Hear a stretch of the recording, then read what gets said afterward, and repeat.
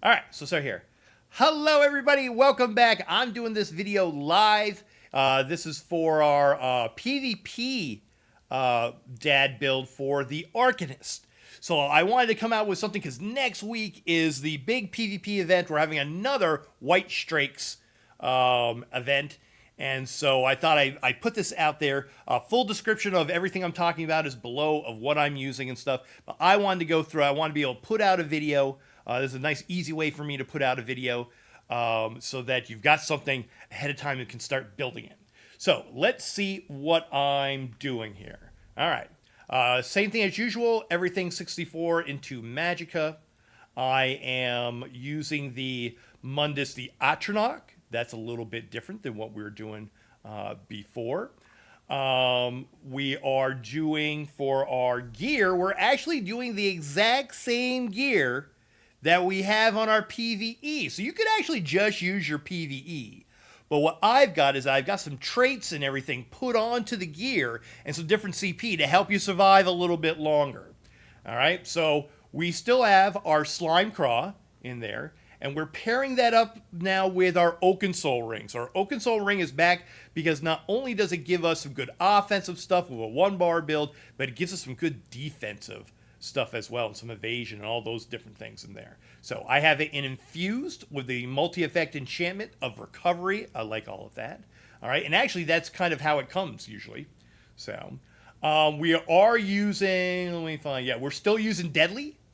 All right, so we're still using our Deadly. It still works so great with this build, getting that increase in our channel abilities and stuff by 15%. The other thing that we're using, of course, is Soulshine, and we are using it just like we did before, but we're going, if you see, it's got different traits. So let's go over the traits. Everything is going to be a little bit different. So on the PvE, it's in Divines for everything. For us, no. So we've got for the head is reinforced, the chest is reinforced, and the legs are reinforced. Those are what they call them the big pieces, because reinforced because it gives us the most armor value, so the most bang for our buck for that. So you always want to do that no matter what PvP build that you're doing. All the other ones, the smaller ones, the shoulders, the arms, the bracers, the belt, and the boots, you're going to put in Impenetrable. That's what you're going to want to use. The necklace is going to be Soulshine in Infused with the weapon and spell damage enchant on it, and a Deadly Ring for the Infused in there as well. Now, if you have different combinations of this, that's okay. You just want to get a mixture of both sets, whatever you're able to acquire and whatever you're able to make. I chose to have the lightning staff. It's actually the exact same staff that I'm using for my PvE. That doesn't change, so that's really nice. So you can use it for both. That's imprecise with the weapon enchant. So that covers all of our gear. Our skills are going to be basically the same, and again, you have options here within, if you want to go a certain way. But I have the exact same ones of Inspired Scholarship. I'll skip the second one. The Flail, the Book, Fate Carver, the Heal, the Rune Men, and the Languid Eye for the Ultimates. Exact same thing of what we have for our PvE build.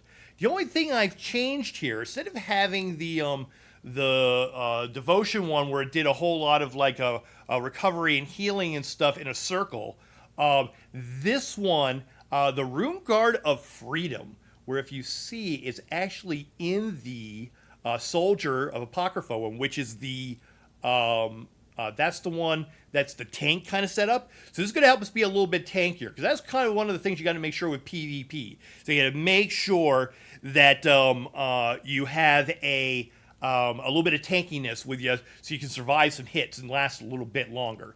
And this one I really like because it's mobile, where the other one you got to run. You're probably going to run out of that circle in there. Let me make sure the one that I was talking about. Yeah, of the reconstructive domain. You're probably going to run out of that circle.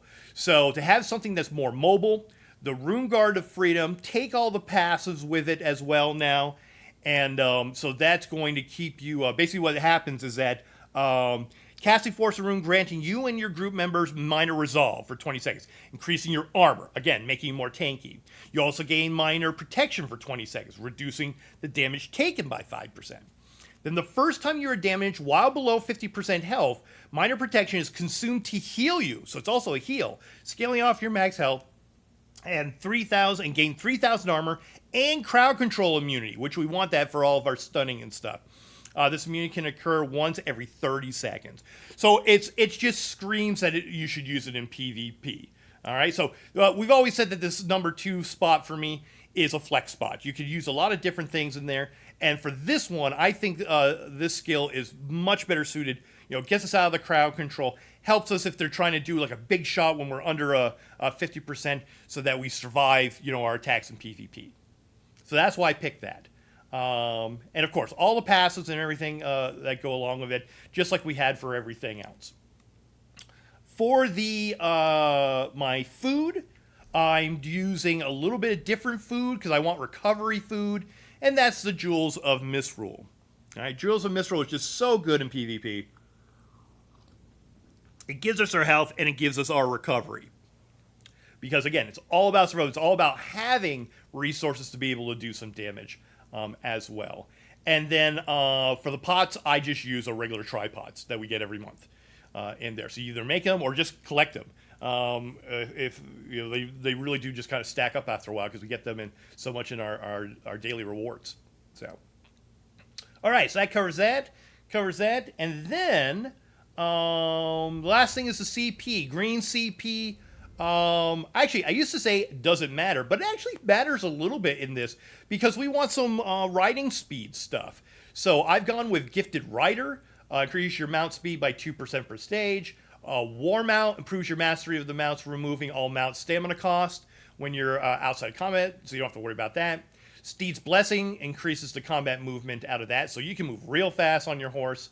And then I keep Rationer, just so I have a little bit longer of my food or drink. For my blue, I've switched it over Wrathful Strikes. Well, actually, Wrathful Strikes was there before. But then I include our Focus Mending, increases our healing done with single target heals. Biting Aura, which is our big one that we need for our beam and stuff. And then I've also chose Ironclad, reduces your damage taken by direct damage attacks by 3% per stage. So we get a nice damage reduction there. So that's really good to have. Then for our red tree, for our fitness, I've gone with Survival Instincts. While afflicted with a status effect, your core combat abilities cost less, which is great. So 25%, so you're not going to be using as much resources. Sustained by Suffering increases your health, magic, and stamina recovery by 30 per stage while under the effects of a negative effect. So if someone's dotting you up and everything, you're going to get all that health and recovery and magic and recovery. Pain's Refuge reduces your damage taken by 2% for every 2 negative effects active on you, a maximum of 20%. Again, people are putting all kinds of stuff on you and everything. You're going to survive through it. And then Celerity. Increase your movement speed of your character so you can move around and catch up for people, and get out of the way. So you've got that extra little burst. And then if I put on my sprint, it really, he really starts humming in there. All right. So let's see. I always have to kind of like double check and make sure. Is there anything else that I'm forgetting on when I do the PvP setup? So I've given you the gear. I've shown you all the stuff on that. I showed you the CP. Race, anything that you want. I love the Khajiit, just so, mobile. You can do, it's got bonuses of stamina and magicka. Either one is fine. You got your Mundus in there we talked about. Your food, your potions, skills we went over. All the passives that coincide with it. I think that's good. And, again, if you can't make every single piece because they are duplicate pieces, of what we got in PvP, just do as much as you can. All right, because it's all about just having that little bit of extra survivability, having that extra resource management so that you can survive a little longer. For most of us, we're not pro PvPers. I say pro because for a lot of people that like, like I have a great friend like Pain in the Axe or Bislobo or Ness ESO, they're in PvP all the time. So I consider them pros. They know how to do all this stuff like that. For us, we want something simple, basic, not a lot of skills that we have to worry about, and we want to make ourselves a little bit tankier, a little bit more of a recovery, so that we can survive maybe just a little bit longer, and escape out of some really big danger in PvP.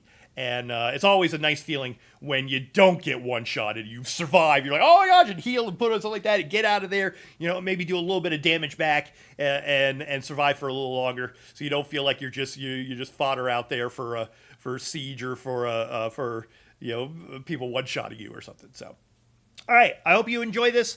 Like I said, I got the full description down in the full setup in the description below. So enjoy. Thanks, everybody. Bye.